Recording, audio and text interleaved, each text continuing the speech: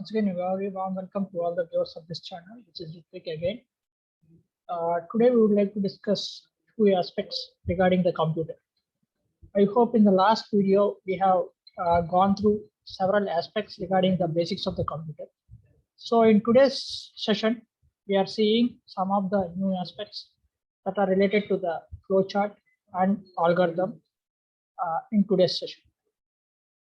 Before going through the session, today's session is a quite interesting session, mainly going to deal with the real-time aspects and real-time perspectives of the computer programming languages.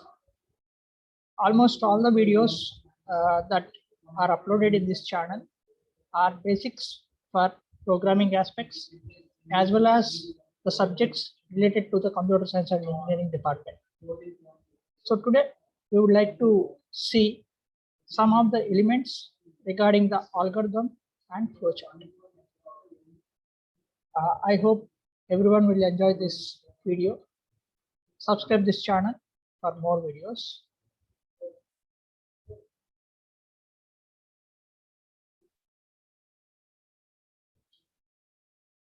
Yeah, go on to the primary thing.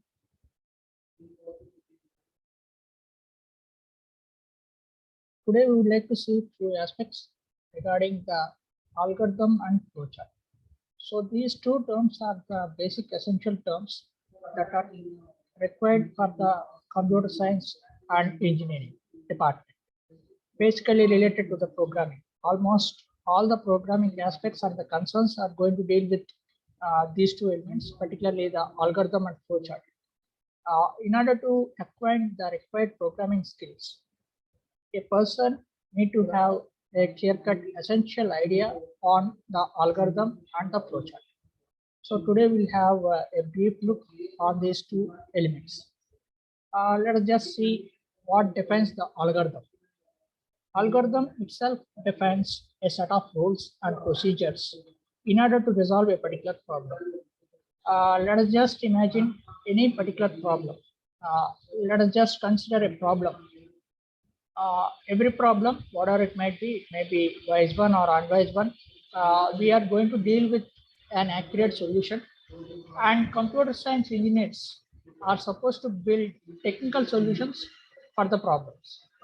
In this regard, algorithm is going to play an important role in problem solving operations. Basically, whatever might be the problem that is given, we need to track the various aspects of that particular problem.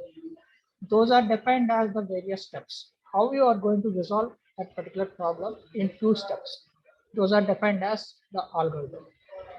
So this algorithm is going to represent set of rules. And here we have a question. Why we need to have set of rules and instructions to solve a particular problem? Why? Why is it essential to go with step-by-step manner? Why it is required? So this is the question that arises when we talk about the algorithm. Let us just see few examples. Suppose let us consider you are traveling in a road and you have gone through some signal points where you can find a traffic signal point over there. You can see the red signal over here. There is red signal, there is orange, and there is green. When you are stuck up in the road, when you see these three signals, when there is red light, you ultimately going to stop. What makes you to stop at that particular point? Because it resembles a danger idea in our mind. That means when you go ahead from the red light, you are supposed to have an accident, stuck up with an accident. That shows a symbol, which is intrusionistic in our mind. So that makes us to stop at that particular point. These traffic signals, when you go through, so these three signals, what they are going to suggest? They are going to suggest some rules to us. When you have red signal, you need to stop. When you have orange signal, you are about to stop, about to start.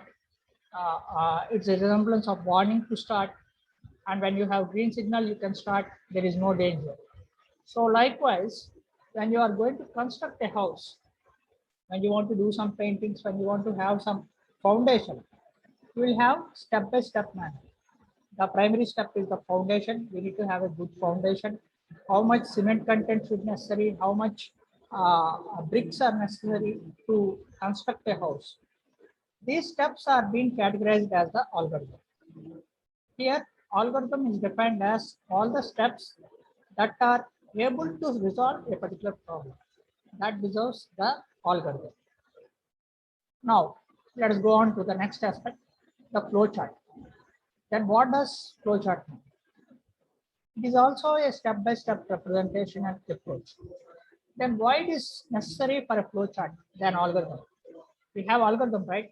Why we need to go for the flowchart then, apart from algorithm?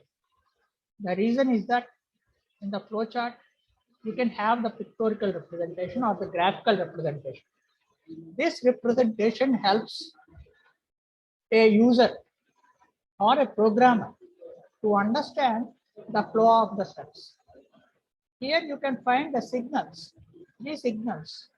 When you have three signal lights, you ultimately understand that I need to stop when I have red signal. So what makes red signal resembles a danger that is registered in your mind, and that makes you to stop. Likewise, so this is one kind of representation. We are going to represent all the three steps in graphical manner, and that makes you to stop at that particular instance. So likewise, when you consider the flow chart, it also going to resemble the various aspects, the various ideologies regarding the algorithm. Whatever might be the steps that are developed in an algorithm, those are to be registered in a pictorial graph, so that whatever might be the step that we are using can be easily identified with the help of a flowchart. This flowchart is going to help you in almost all the aspects and all the elements regarding the programming. When you are familiar with the flowchart, you are familiar with the programming. When you are familiar with algorithm development, you are familiar with programming. So whatever might be the programs you are going to take, those are to be accustomed and adjusted. Let us just have few examples of this flowchart. So this flowchart consists of several set of symbols. One is the start symbol, another one is the arrow mark for the communication purpose or the connected purpose. Input output, it represents a parallelogram. Process, whatever might be the operations that we are going to do, that is going to represent with the help of a rectangle. And we have a decision box or diamond box, which is essential for decision support statements and whatever might be the necessary decision making statements. Those are to be defined in decision support statement box, decision making box. It can represent like a rhombus. So we'll discuss regarding these aspects in the upcoming videos regarding the decision making statements. These are the few steps to represent or to resolve any particular problem. Let us just have a simple example so that we can go ahead with that. Yeah. Suppose I would like to cluster and classify the ages of all the people who are above less than 14. They are, need to be in childhood. Who are less than 14 and less than 18, they need to be teenagers. And who are greater than 18, they are adolescents. So this age classification can be easily recognized by drawing a flowchart. Likewise, when I want to admit a school, depending upon the percentage of score, I need to use the decision support statements. I can represent the entire schooling or my entire sessions, whether I get the admission in that particular school or not. I can represent with the help of a flowchart. So these two flowcharts are mainly used to represent the decision support statements.